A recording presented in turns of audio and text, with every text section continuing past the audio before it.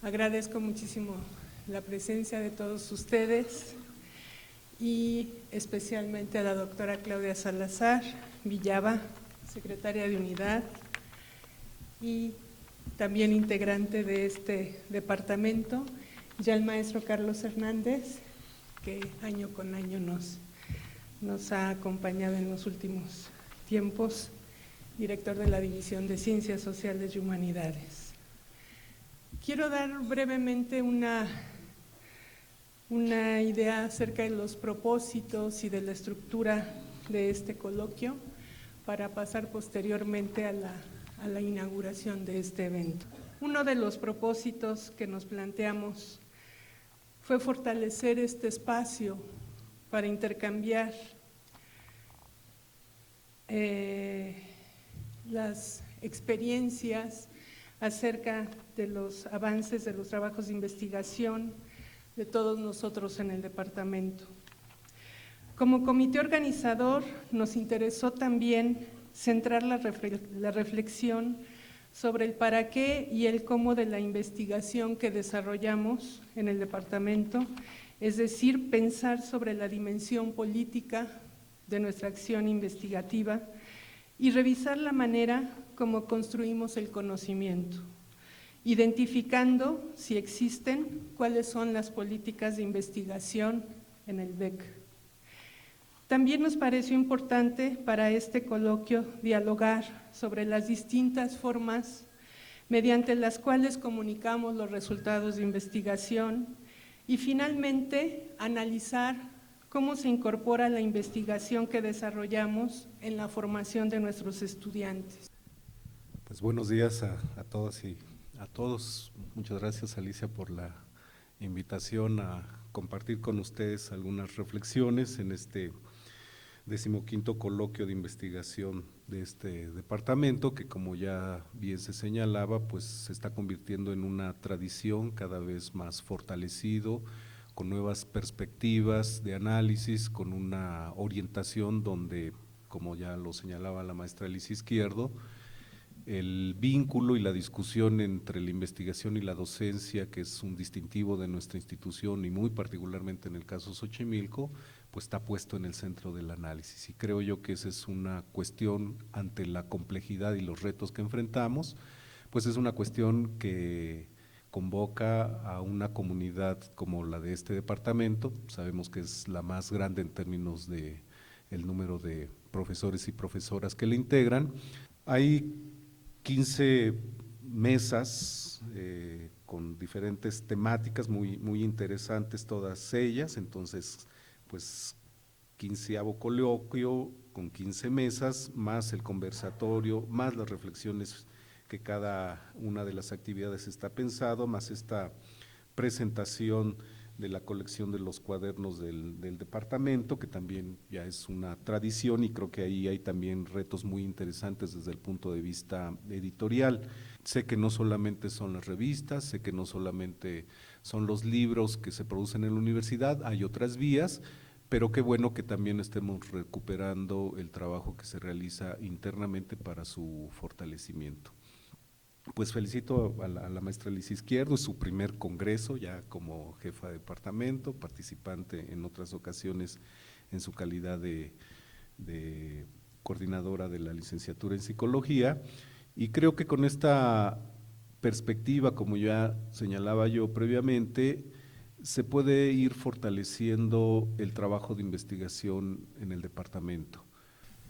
Pues muchas gracias, Carlos, y ahora le pasamos el micrófono a Claudia Salazar, a quien le pedimos que nos diga unas palabras. Buenos días a todos y me da muchísima alegría estar aquí porque la verdad sí extraño a mi departamento y extraño mis actividades académicas como no se imaginan.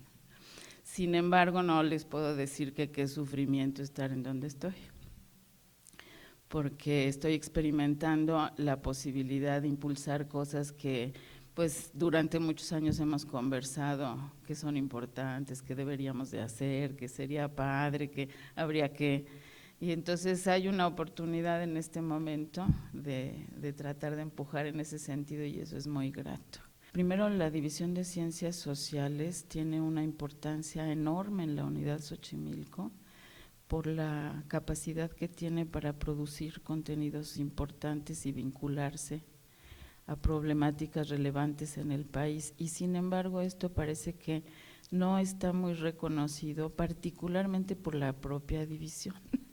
O sea, no me refiero a la conducción de la división, sino me refiero a la comunidad de la División de Ciencias Sociales, que parecemos no percatarnos del papel que estamos jugando, ¿no? Lo que en este momento orienta mucho de las cosas que pensamos está evidentemente, pues por necesidad, relacionado con el contexto que se vive de transición hacia quién sabe qué, ¿no? Es una transición hacia un mundo desconocido, porque es una experiencia inédita en la historia de este país. O sea, no se vio nunca una cosa parecida, que el voto de la gente modificara el rumbo de la política de México, pues eso no pasó nunca. O sea, hubo intentos que tuvieron resultados desde insurrecciones armadas hasta fraudes de todo tipo, pero esto no lo conocíamos nosotros. Este efecto de lo que se quiere llamar democracia, pero que también hay que interrogar, es algo completamente nuevo.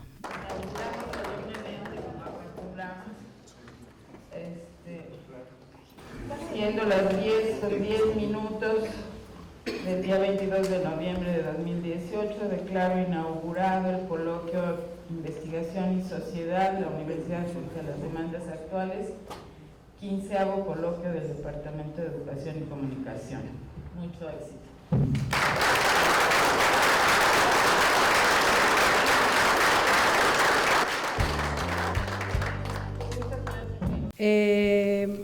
Más allá de ser ortodoxo con esto de los conversatorios, ellos dos ya han empezado a platicar desde hace unos días y propusieron que ellos querían seguir conversando aquí con ustedes. Muchas gracias. Raimundo Mier y Raúl Cabrera ya los conocen. Gracias.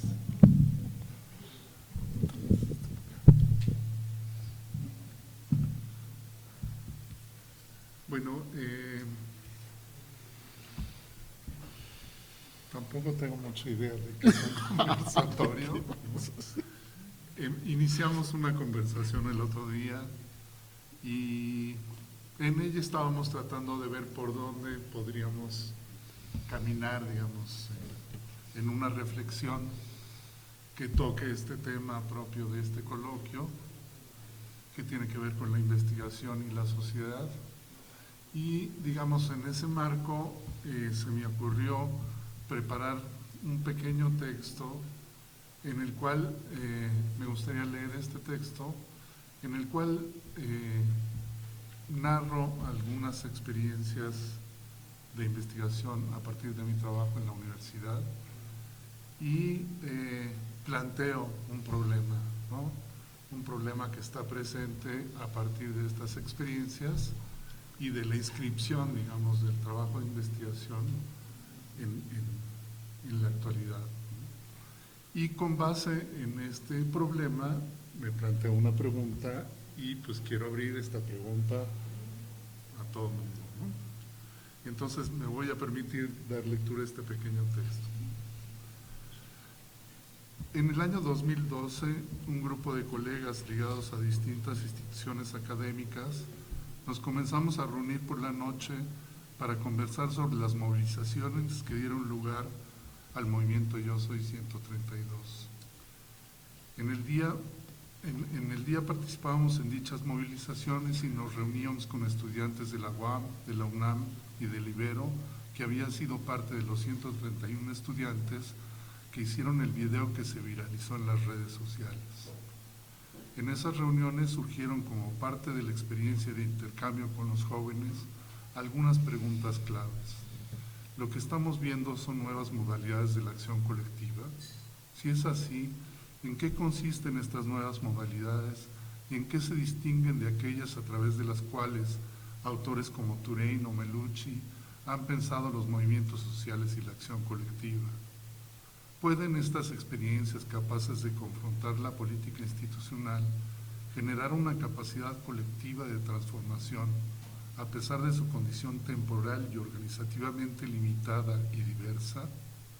Estas interrogantes abrieron la posibilidad de diálogo e indagación. Decidimos constituirnos como un grupo de reflexión y comenzar a reconocer distintas miradas sobre las movilizaciones llevadas a cabo entre julio y diciembre de aquel 2012. En el 2014, luego de los terribles acontecimientos que dieron lugar a la desaparición forzada de los 43 estudiantes de Ayotzinapa, un grupo de jóvenes del Centro Nacional de las Artes y de la Facultad de Ciencias Políticas de la UNAM se acercó a algunos colegas de la Facultad de Ciencias Políticas y de la UAM para solicitarnos una reunión. Llegaron alrededor de 40 jóvenes quienes nos propusieron colaborar con ellos a pensar en una intervención pública que expresara una clara denuncia respecto a la desaparición forzada como una práctica habitual en diversas regiones de México. A raíz de ello, comenzamos a reunirnos por las noches en el Centro Nacional de las Artes. Algunos de estos jóvenes se preguntaban por las condiciones políticas, jurídicas y de convención internacional firmadas por México que protegen a las personas contra la desaparición forzada, así como las consecuencias para los estados involucrados. Además, las movilizaciones a que dio lugar la desaparición de los 43 estudiantes de Ayotzinapa abría de nuevo la reflexión sobre la acción colectiva, principalmente de jóvenes, pero esta vez en torno a un acontecimiento social y político distinto, así como a la presencia de otros actores diferentes a los del Yo Soy 132. Estas preguntas dieron lugar a la indagación, en primer lugar, del marco internacional de convenciones que tratan el tema de la defensa de las personas contra la desaparición forzada y sus consecuencias para los estados-nación, pero también de la respuesta social que emergió en estas circunstancias y al camino que toman experiencias colectivas cuando las posibilidades de diálogo con las instituciones públicas se cierran, es decir, modos de organización social y política que prescinden de las instituciones del Estado y crean formas propias de organización y regulación. A través de esta reflexión e indagación sobre el Estado y sus responsabilidades en la desaparición forzada, surgió una nueva pregunta. ¿Será que el Estado ha entrado en una especie de mutación en la cual se abandona la responsabilidad por garantizar la vigencia de los derechos establecidos en la Constitución y gestionar los intereses colectivos, y se perfila la existencia de un Estado que gobierna ya no sobre las posibles soluciones de las causas de los problemas, sino sobre el control de los efectos que el modelo de desarrollo imperante genera? Ante la propuesta del conversatorio, que es una forma distinta, o cuando menos que aspira a convertirse en una forma distinta de integrar los puntos de vista diversos, dudé largamente sobre cuál sería mi papel, ¿no? en esto, en esta idea de conversar, ¿no? Hace un momento afuera, aquí, recordé un libro de un amigo mío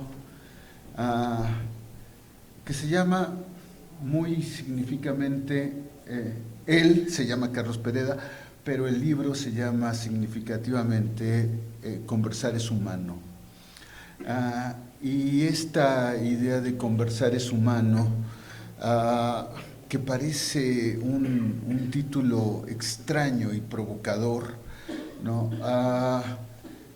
Plantea una transformación radical del punto de vista. Una y otra vez yo personalmente me he quejado amargamente de todo, pero en particular, ¿no?, de los formatos académicos que son modos particulares del soliloquio, ¿no? La gente en realidad llega, plantea sus puntos de vista, sus acercamientos, todo esto, y eso de conversar es una experiencia cada vez más extraña en el mundo académico, y sin embargo me parece que es la experiencia ética constitutiva de la creación de conocimiento.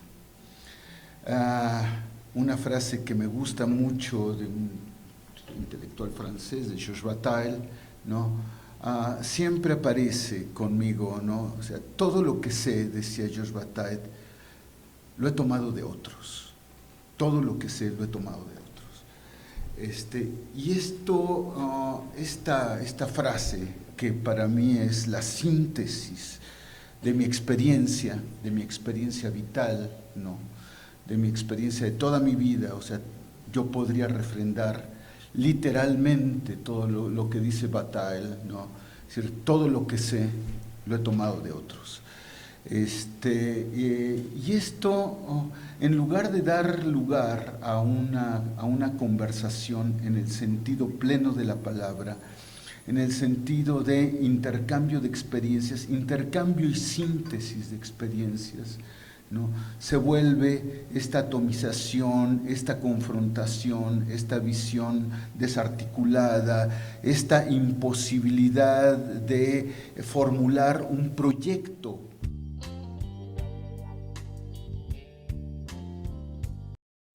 En fin, creemos que toda esta configuración de elementos complejos, más la forma en la que se ha ofertado el trabajo desde la psicología en el predio de las ánimas, ha generado de manera muy fuerte una demanda de atención de ese tipo, que nosotras ahora queremos pues pensar otras formas de dar respuesta a esa demanda y quizás la construcción de otro tipo de demandas, y es por eso que nos interesaba mucho presentar esto aquí y poderlo dialogar con ustedes.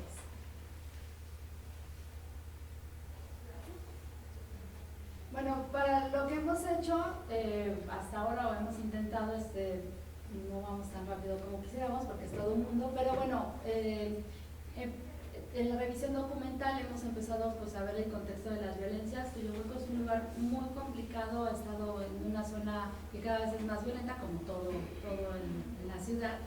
Existe este asunto del narcomenudeo, ¿no? También es un lugar muy especial porque es un lugar geográfico donde se daba el comercio, ¿no? Ya como pueblo originario, es un lugar donde existe muchas, el transbordo, el ir y venir de las personas en el mismo Tullohueco es muy complicado, ¿no? También hay afectaciones del 19 de septiembre, del sismo de ahora, el 19 de septiembre. Y aparte está toda esta problemática que se tiene sobre, y lo vemos un poco así, esta transculturización que se está haciendo entre pueblo originario, arraigo cultural, ¿no? En las tradiciones, que de repente hacen un universo muy singular para trabajar ahí, ¿no?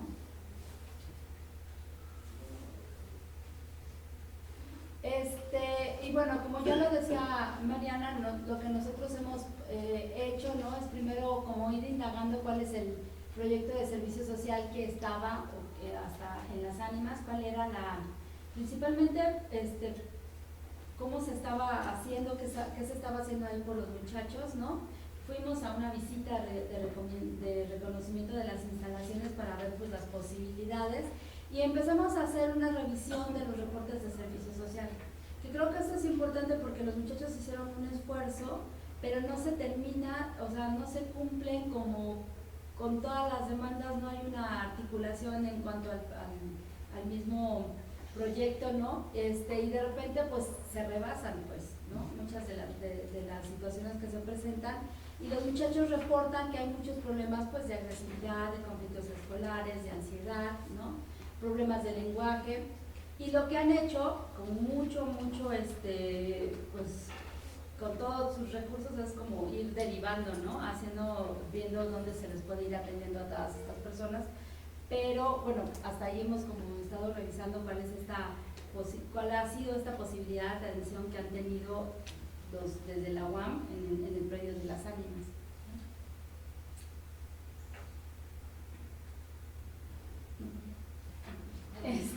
Bueno, y nuestra propuesta básicamente, justo como para atender esto, y seguro nos vamos a topar también con todos estos cosas que los muchachos de servicio que habían estado antes se habían encontrado, es centrar el proceso en la participación infantil y juvenil, porque pensamos que a través de trabajar con ellos, a través del juego, del arte, ¿no? Se puede hacer y sobre todo también de hacer un vínculo entre ellos y todo lo que se está viviendo en su comunidad, ¿no?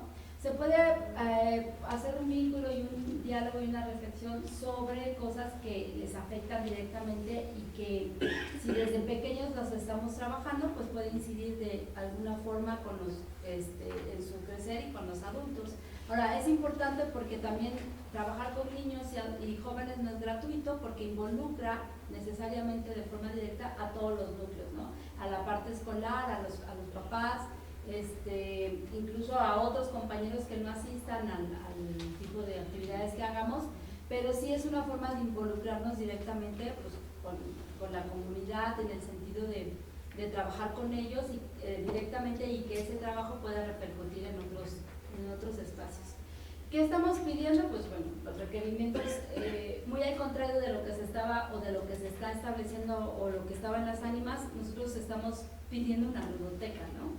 Un espacio como mucho más grande donde podamos trabajar y hacer una serie de actividades que involucren este trabajo con los grupos. Estamos pidiendo pues trabajo de material permanente, ¿no? Que son sillas, equipos de oficial y todo, y que desmonte un poco esta idea del consultorio solamente, sino que propicia una forma de trabajo grupal y que pueda tener como mayor incidencia, ¿no? Y bueno, eso sería como básicamente. Y bueno, la otra cosa que también hemos estado trabajando nosotros y hemos estado revisando nuestros vínculos y las redes de trabajo que tenemos, pues ahí el vínculo con el área de promoción a nuestra salud, ¿no? Con la Matatena, con los programas Infancia, ¿no? Y el programa de Cuerpos que Importan, Acciones para el Desarrollo Comunitario, la Red por los Derechos de la Infancia, áreas de atención en el Centro de las Ánimas y proyectos, algunos otros proyectos que inciden. Ahí es bien interesante porque podemos vincularnos con los proyectos que ya están dentro del mismo predio de las Ánimas, de parte de la UAM. Vemos un chorro de posibilidades con respecto sobre todo al área de biológicas y de agronomía. La escuela, tenemos vínculos también para estar pensando estas formas de intervención con la Escuela de Psicología de la Universidad de la República de Uruguay, el apoyo de la Brigada de Apoyo Psicosocial de Emergencias y Desastres de Costa Rica, que también hemos tenido vínculos con ellos y que hemos tenido pláticas interesantes sobre los procesos de intervención, y el Child Watch International Research, que es pues para la región de América Latina y el Caribe, ¿no? Básicamente.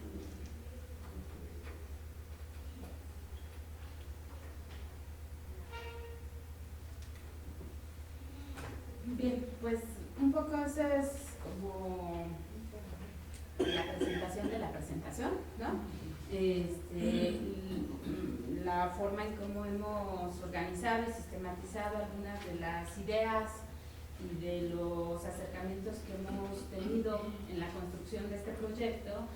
Y pues como decía Mariana al inicio, justo lo que estamos ahorita queriendo pensar, y por eso propusimos esta mesa para pensarla en conjunto con ustedes, es pues esto: allá hay una solicitud explícita de intervención psicológica, ¿no? A la que nosotros, otros probablemente, nosotros no podemos responder y no queremos responder de esa manera. Algunas de nosotros podrían hacerlo, pero nosotros no es el espíritu de la propuesta que estamos haciendo. Y entonces, bueno, hay una demanda explícita, entendemos que habrá entonces que hacer una especie de trabajo para deconstruir esa demanda o ofertar otras demandas, es decir, construir otras demandas. Decíamos, fuimos esa semana, el lunes, estuvimos por allá, y pues desde la señora que cuida, el profesor de fútbol que atiende a un equipo de niños entre 4 y 12 años, el propio hoy coordinador del proyecto Las Ánimas, el ingeniero Doroteo Avendaño, pues todo el mundo está en esta idea de, aquí está el consultorio, se los ponemos bien bonito, hay mucha gente esperando, pero estamos en este ejercicio de pensar la demanda, la deconstrucción de la demanda, o la reconstrucción, reformulación o reconfiguración de algún otro escenario, ¿no? Sí. Entonces, pues por ahí va también, Andrea, eso es un poco lo que queríamos presentar, queríamos comentar contigo, con todos, por supuesto. Y quizás sería importante también comentar que pues la propuesta desde Rectoría es una convocatoria a distintas divisiones, más bien es biológicas, diseño y ciencias sociales, ¿no? Entonces, creo que es una propuesta en donde dicen, bueno, se tiene este lugar en Tullehualco, que es necesario darle una dinámica distinta, ¿no? Entonces es un predio muy grande, se hacen actividades de agronomía, está la policlínica, pero es muy interesante cómo desde la concepción, el diseño de la infraestructura que está ahí, está pensada la labor desde la psicología con un cubículo donde se dé atención terapéutica, ¿no? Entonces, desde el momento del diseño mismo, en la concepción es así. Entonces, parte de la discusión que queremos empezar a dar, ¿no? A reflexionar, es cómo replantearnos esa demanda, ¿no? Entonces creemos que es un camino interesante para pensar nuestro hacer y nuestra propuesta, que no es solamente de psicología, involucra pues a Rectoría de Unidad y a las otras divisiones y carreras, ¿no? Entonces también la idea es vincular, por ejemplo, el trabajo con agronomía, ¿no? Entonces habíamos pensado en esta idea de trabajar temas que tienen que ver con medio ambiente, la relación de los niños con el contexto, etcétera. Entonces, bueno, por ahí van un poco las reflexiones. Bueno, creo que también sería interesante pensar en cómo la comunidad demanda esto de la atención psicológica para los niños y los jóvenes como una invitación, creo yo, a la universidad a ser parte de la comunidad. Y bueno, como comentaban Mariana Ibero, ¿no? Tullehualco es una delegación o una comunidad que está en una delegación límite, ¿no? Ahí la canalización misma que hacían los chicos de servicio social, pues podía no ser tan eficiente en términos de que hay que desplazarse a la ciudad, y eso en esa zona no es tan sencillo, ¿no? Entonces también un poco la idea y la intención es como promover un trabajo en la ciudad, pensando también lo que representa un predio de la universidad para la comunidad, ¿no? O sea, esta llave de entrada que presentan con los niños y los adolescentes es como una invitación también a activar ese espacio de la comunidad, ¿no? Igual, ¿no? O sea, el lugar significa más de lo que aparentemente es, ¿no? Bueno, yo lo que quiero presentarles aquí es un proyecto de investigación. Son los primeros esbozos de un proyecto de investigación y bueno, la idea un poco es comentarlo con ustedes, de exponerlo ante ustedes, y quizá porque creo que exponiéndolo me voy a dar cuenta de cosas que no he podido ver y no he podido pensar, es decir, que me va a ayudar a aclararme una serie de cosas, y bueno, también aprovecho esa oportunidad y lo presento. Y al final, pensando en este esbozo de proyecto y en sus necesidades, cierro con algunas ideas relacionadas con una política de investigación. Bueno, empiezo con el proyecto. Pues un poco, ya de paso aprovecho, ¿no? Creo que tengo la sensación de que nadie conoce lo que yo hago. ¿no? Y me parece que este coloquio departamental es como una buena oportunidad para dar a conocer lo que uno está haciendo. Entonces, desde hace varios años, bastantes diría, me he dedicado a reflexionar alrededor de 4 conceptos estrechamente relacionados: ciencia, historia, nación y sujeto. Conceptos que nacieron prácticamente al mismo tiempo, pero que conforman un nudo difícil de desentrañar. Primero, en mi tesis doctoral, me acerqué a la medicina mexicana del siglo XIX para reflexionar en torno a la noción de anomalía y su vínculo con la identidad nacional. De ese proyecto salió un libro que se llama El monstruo, objeto imposible. Después, a partir de una pregunta por la madre del monstruo, de todos los monstruos, llegué a la histeria y con ella el discurso de la psiquiatría. Tomé la histeria como punto de partida y me pregunté por la diferencia sexual, la raza y la nación, y por la configuración del sujeto moderno. El libro Histeria e Historia es la culminación de ese proyecto que está ahorita en dictaminación. En ambos proyectos me propuse hacer algo que los historiadores no suelen hacer y que consiste en insertar la dimensión del presente en el relato histórico, en pensar las condiciones de producción del relato mismo. Lo más común, o quizá lo único posible dentro de la línea temporal del historicismo, lo más común pues es que los historiadores borren la dimensión del presente para que el pasado pueda existir en su verdad. Entonces lo que me propuse en estos trabajos es justo lo contrario: insertar la dimensión del presente en el relato a través de una pregunta por las condiciones de lo pensable, es decir, por las reglas específicas a partir de las cuales es posible escribir determinado relato.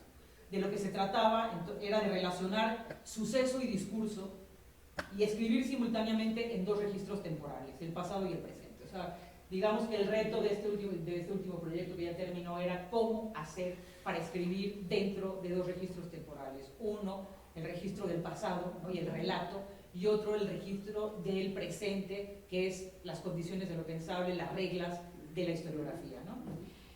Si pienso en marcas teóricas, podría decir que en el primer proyecto, el de los monstruos, seguí de cerca a Foucault en un intento por romper la continuidad temporal de la historia, y me detuve así en las rupturas del discurso, buscando el modo de abrir una distancia entre imagen y palabra, entre el discurso médico y las prácticas clínicas. Entonces todo fue un trabajo como de intentar separar esos elementos: imagen y palabra, discurso y prácticas, ¿no? Creí que en ese choque entre concepto y método, entre explicación y mirada, el cuerpo del monstruo emergería. En el segundo proyecto, el de la histeria, me acerqué especialmente a Michel de Certeau.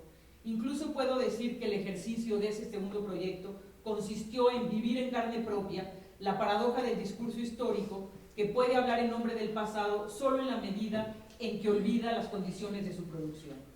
Esto es, me propuse escribir bajo la tensión que cruza y separa las formas siempre inestables de lo acontecido y lo representado, lo sucedido, accesible por la huella de los documentos, y lo que es propio del presente del historiador y que constituye la condición de posibilidad del pasado.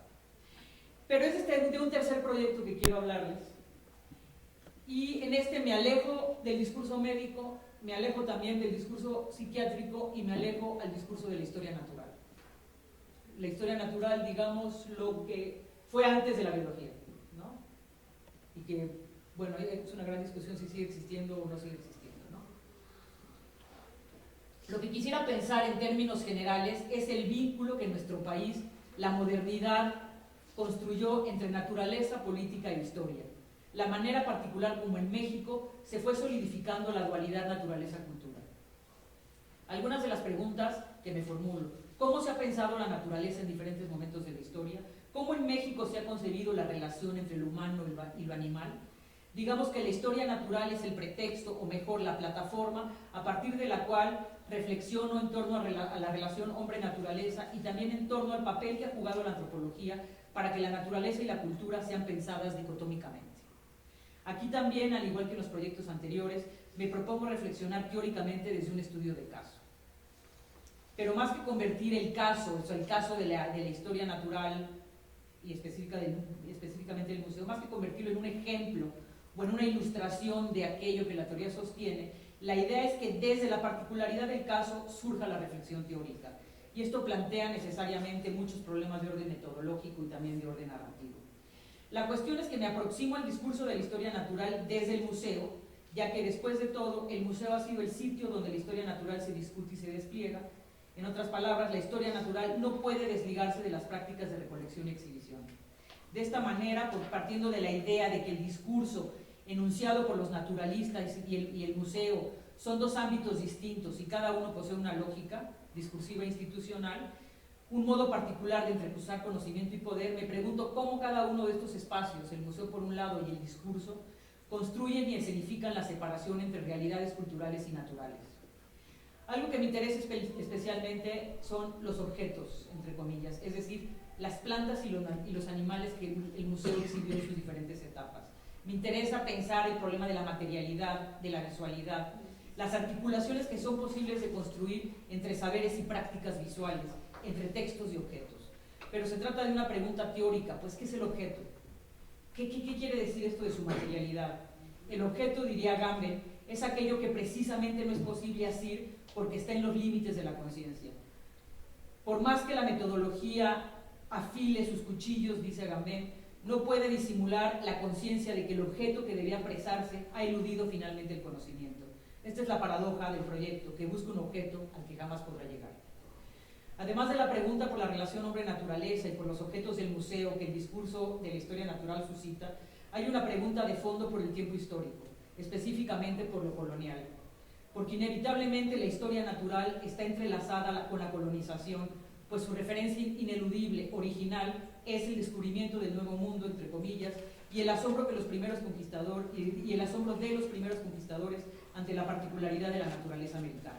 La pregunta que me hago entonces es si la historia natural logró en algún momento desprenderse de su intención imperial original, si hoy la naturaleza puede ser pensada de otra manera, o si seguimos pensando la dicotomía cultura-naturaleza tal como se pensó desde la época colonial.